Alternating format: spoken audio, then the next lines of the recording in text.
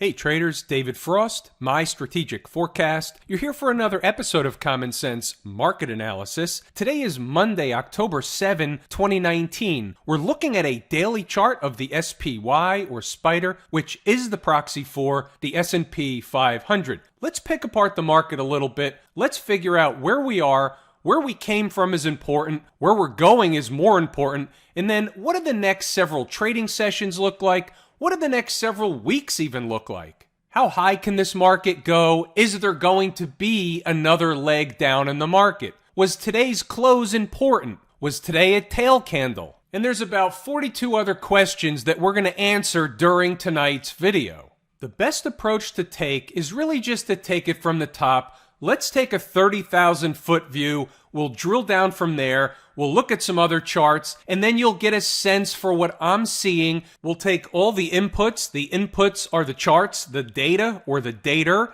and then we'll have an output in the end. And that's the way it works. We do the work, and then out the other side comes the result. Several days ago, we started discussing we're looking for a short-term low. We put a number up on the screen, 285. We're not going to rehash the past. We know about 285. You can go back to the past videos. We targeted 285 before the market got there. Then we said, once the market did find a bottom, what kind of bounce higher? What kind of rally were we looking for? And the answer was a minimum of 25, 30, 35%, something in that neighborhood. That percentage comes from the pivot high to the pivot low. How much of that total move downward, and here's what we're talking about, might as well draw it out while we're discussing it. So we have a high put in here, we have a low put in here. How much of that rally is going to retrace that move? And we said at least 25, 35%, somewhere in here in this neighborhood. So we've gone higher than that. Fine, that's fair enough. Where are we going next? That's the $100,000 question, or maybe I should say that's the $64,000 question. Maybe today was as high as they're going to get. Maybe the trapdoor opens back up and we have another leg down. We're going to look at all the possibilities. We're going to look at all the charts. And in looking at the charts, we'll get our answer, at least our best probabilistic answer. And no, I'm not 100% sure that that's a word, but we'll get the answer that has the highest probability, at least from where I sit. And by the way, I haven't discussed this in a while, but that's the best thing and what exactly makes a market. The fact that you and I, me and you, everybody watching this video can look at the same charts, the same numbers, and come out with a different conclusion based on the way we look at the market, the way we analyze charts, the way we analyze numbers, the way we analyze whatever we're looking at. What makes a market is the fact that two investors or two traders can look at the same thing and come out with two entirely different conclusions. And therein lies the reason and precisely why we do what we do. All right, let's get back down to brass tacks. Let's say for a second, we'll talk about the bull case. Let's say for a second that the market is not finished going higher. Doesn't have to go higher every hour of every day, but let's just say by and large, this move is not over, meaning let's just say that this retracement has more to go. So we'll draw it out. Let's just say the market came down and we bounce higher. This is a relief rally. It's whatever you want to call it. Where's it going to end? Is it going to end right about here? Is it going to end above or right around the 20-period moving average? Is it going to end above the breakdown candle high? Something in between. Where is this going to end? Here's where we're going to use logic, some common sense, and as we slosh in and around my head, we'll use some experience to boot. Remember, we're only talking about the case if the market continues higher. We'll talk about the other case in a moment. Here's the way I look at this, and this is the 80-20 rule at work. So the other day, meaning Friday, they closed above the 50-period moving average. Under normal garden variety market conditions, that far, that fast, off that bottom at 285 tells me two things. A, it was exactly that. It was really far, really fast. Think about it. We rallied up about 100 S&P handles from low to high in less than 3 trading sessions. That's a rodeo ride, It's not the norm. In the 80-20 world, that's the 20% camp. However, when we get into these corrective phases of the market, the down legs of the market, we all know that the market takes the escalator up and the elevator down. So when the market drops, it drops hard and fast. But just the same, after it drops, we get these large swings in both directions, and in this case, the upward swing in the northern direction is one of those swings that happens to be a rip-your-face-off rally into Friday's close. It contains panic buying. Friday, they closed above the 50-period moving average. Today, they spiked up and fell away and got trapped in between the 50 and the 100-period moving average. Do we really care as much as we may have before about these moving averages now? And the answer is not really. Why is that? Because we just sliced through the moving averages a couple of times. The more times you trade in and around moving averages, the less importance they have. When you hit a moving average from afar, for example, on Thursday, they came up short of the 200-period moving average. Even if the market came down farther than the 285 into the 200-period moving average, you would have likely gotten the same response anyway. We came into, or in this case, short of the 200-period moving average from afar. It would tend to be, using the 80-20 rule, it would tend to be, under normal garden variety market conditions, more supportive when you come from afar. When you're trading in and around them day in, day out, they're less important than they would have been otherwise. Therein lies the short moving average story. There's more moving average stuff in the course at Lazy E-mini Trader. That's just a little snippet. You're in my head, so you pull out what you can get. Let's go back up above. We'll continue to talk about up above. Look what's going on here. Wasn't this the breakdown area? You can split hairs over exactly what number the breakdown area was. Was it 297?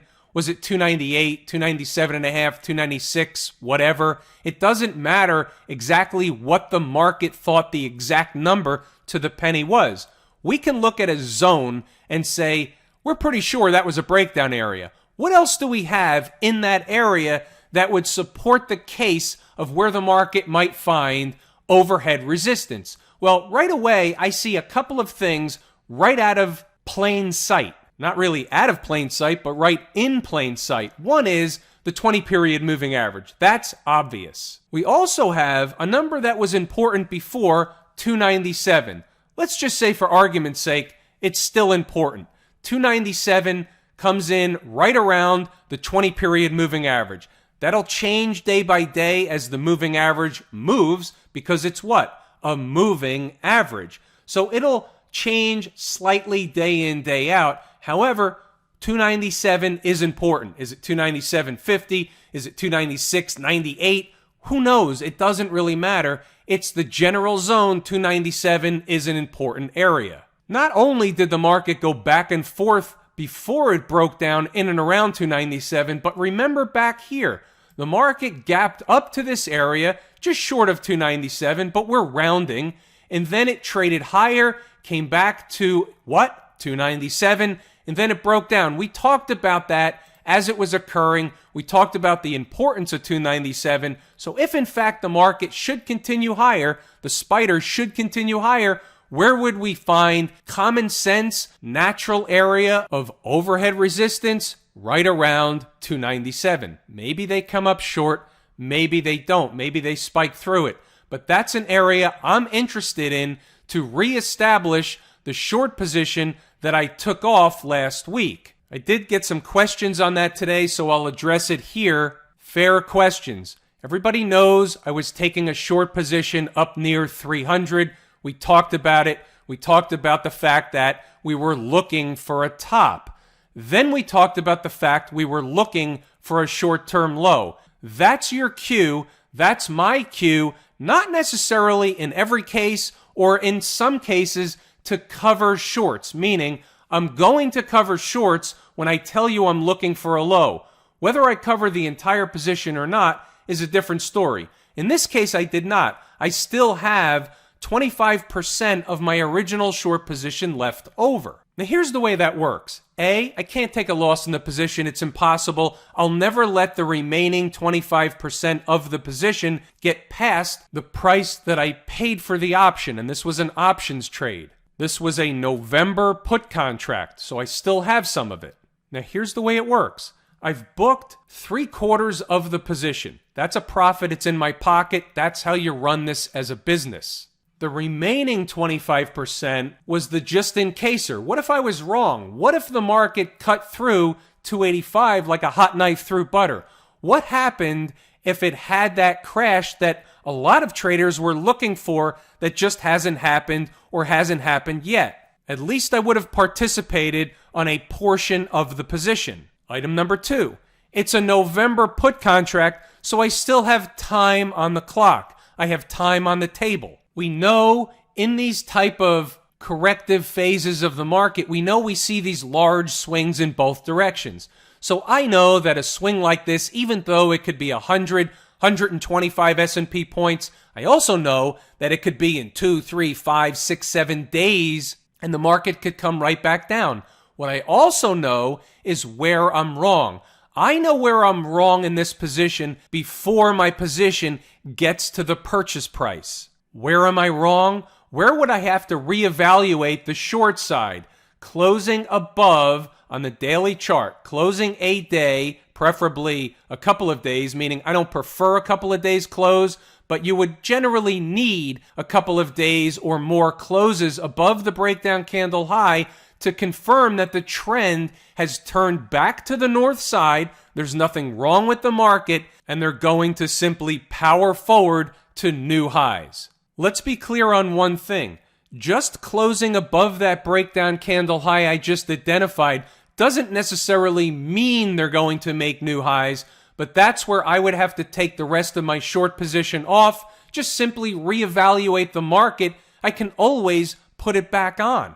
Okay, that takes care of the north side and my expectations. Should the market continue north? Do I think the market's necessarily finished on the north side? I do not necessarily think the market's finished on the north side from this rally away from 285. This isn't the main reason, but here's a reason. It's more of a conversational reason. It's less of a technical reason, but it does have a sprinkle of experience dusted over the top. Let's just put it like this. The market makes a low last week, and all of a sudden, before the world was ending, now everybody forgot that the market was down hard for a couple of days, solid 2.5 days actually last week. But not enough people, not enough investors, traders forgot yet. They really, in terms of Trick and Company, the Trick, Trap, Fool, and Frustrate crew, they really have to suck some more bulls in to get some people believing that the decline is over. So how do they do that? So what they do is they shimmy the market around a little bit. So they have another day where maybe they go down a little bit to sideways.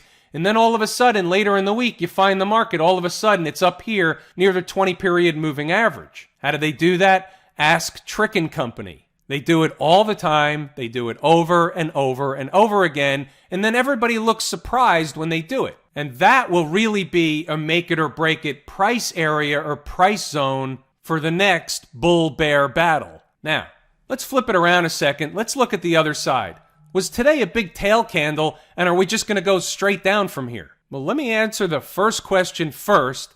And while it may appear, and it is a tail candle, technically speaking, but in my technical world, from where I sit, it's not a meaningful tail candle whatsoever. Why is that? There's two specific reasons why. They're both taught in the course at Lazy E-mini Trader. For the purposes of this video, we'll just leave it at, I'm not buying it was a tail candle and we go straight down from here.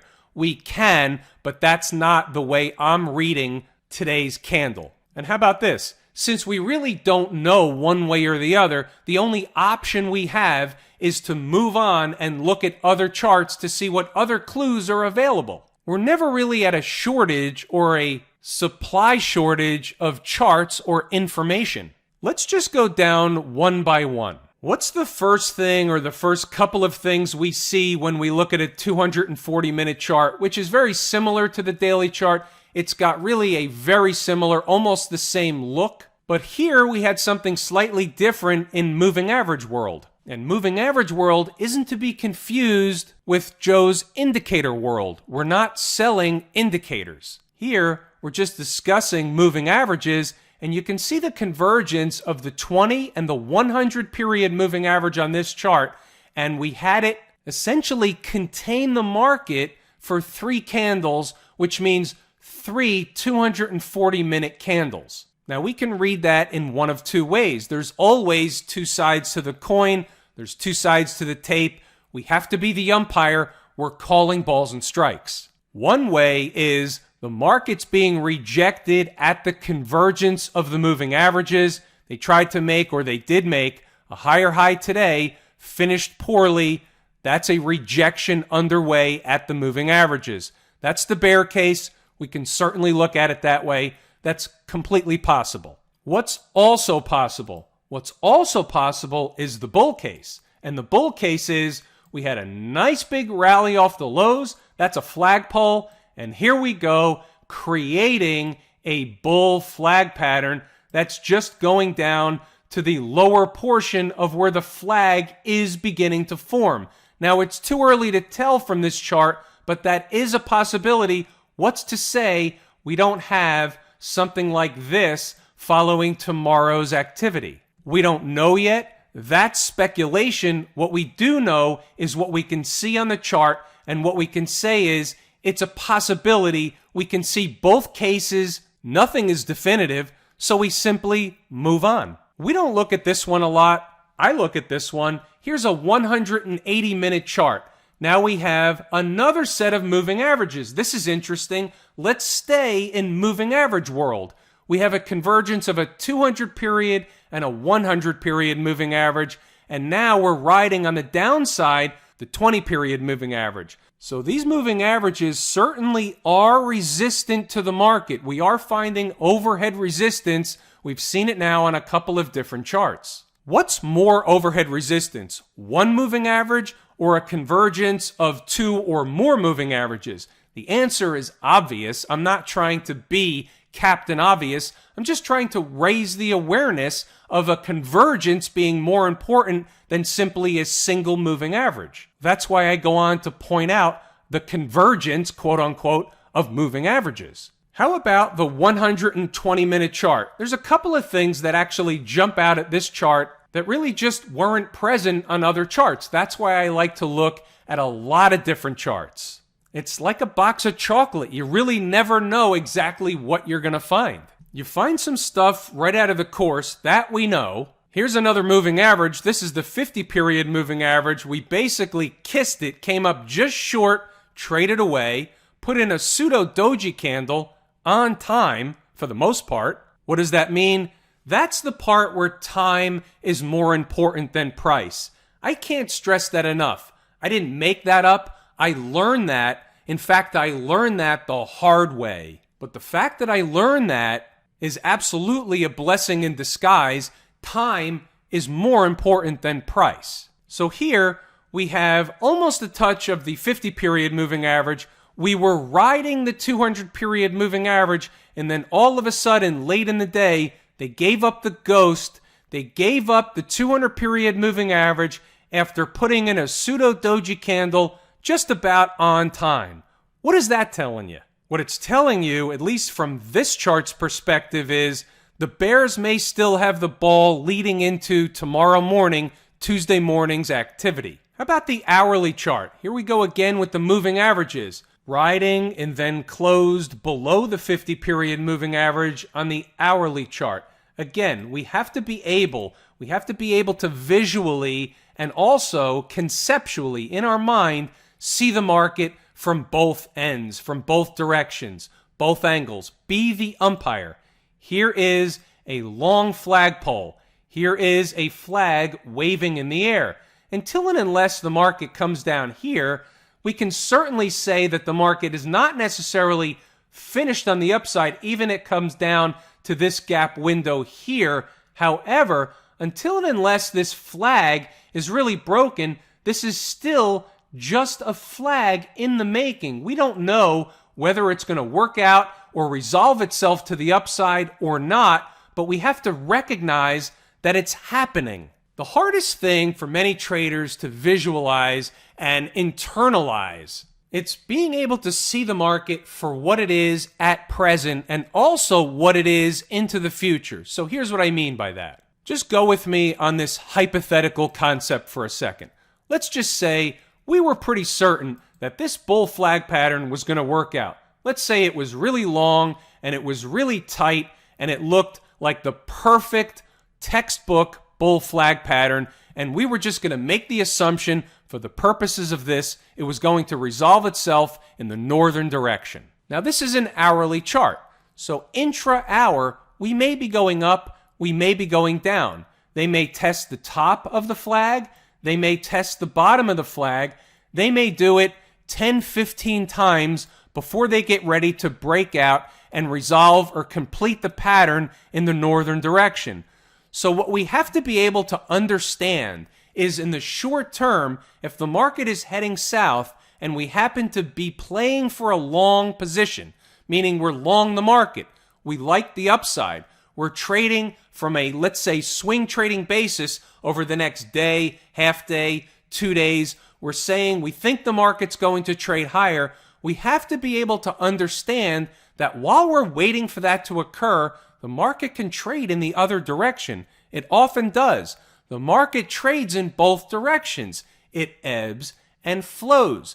Just because it's going down for the last, let's say, 3 or 4 15-minute candles in a row doesn't mean that it won't go up at some point tomorrow. And tomorrow, it might go up for 3 hours in a row. We don't know that. I'm not saying what is or is not going to happen tomorrow being Tuesday. I'm just saying hypothetically, because the market in the short term is heading in one direction, doesn't mean the longer term pattern isn't just still in development. That's the way you have to look at it, and that's the way you have to get over the fact that the market's going against you while it's going against you. Doesn't mean you're wrong, just doesn't mean you're right yet. That's also why we have to have the spot. We need the spot where we can pull the ripcord because the trade is wrong. The objective, everything that we teach, the objective is to be wrong, small, and fast.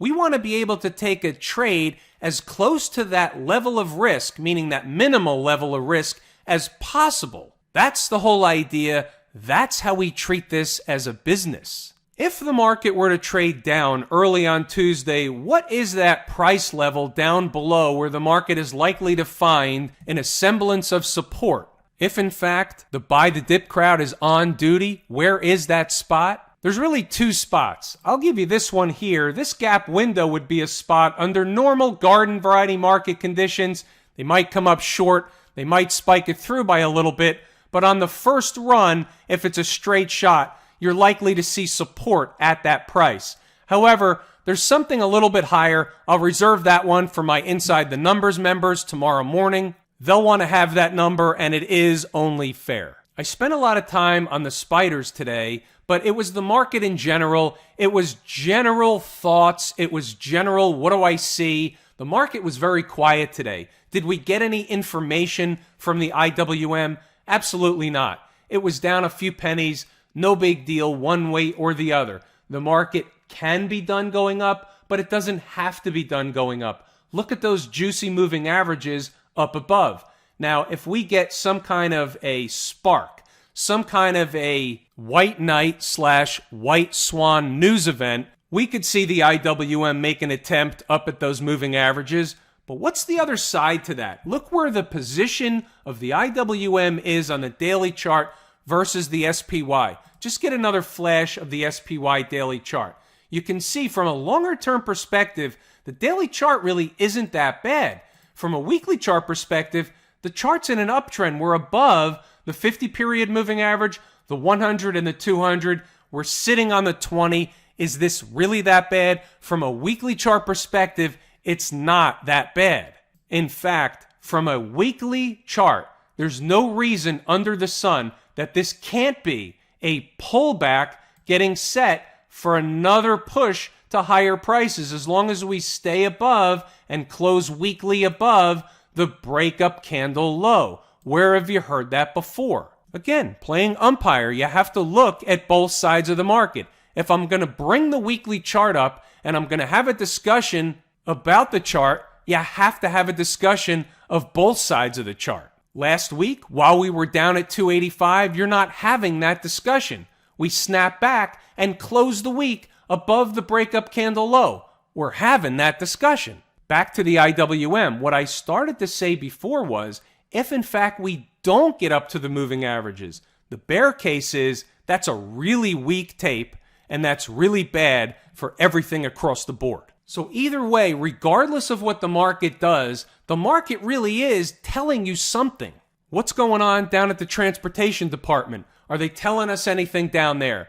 It's the same look as the IWM. It's below all the moving averages. It looks terrible. Is this going to be a triple bottom? And was this a scary thing to buy? Or is this not a triple bottom and there's lower prices ahead? We don't know 100% sure yet, but as long as we're down here, the market is weak. Until and unless they can get above and start closing daily above those moving averages, the transports are weak. The IWM is weak. The transports are weak. What's the common denominator? They're my two favorite market leading indicators. Where have you heard that before? Right here. Same bat channel. How about the Qs? What do we see in the Qs? Now check this out. We had that trend line. Again, maybe it's not to the penny. It's not the point. It's the concept of the trend line. We broke it. As soon as we broke it, you saw the acceleration on the downside. You saw the selling really get heavy pretty quickly, but so was the reversal. And where did it take us? Right back to the trend line. It's funny how that works. Today, up almost to the 20-period moving average, rejected back down below the trend line, settled on the 50, put in a doji candle. Is that important?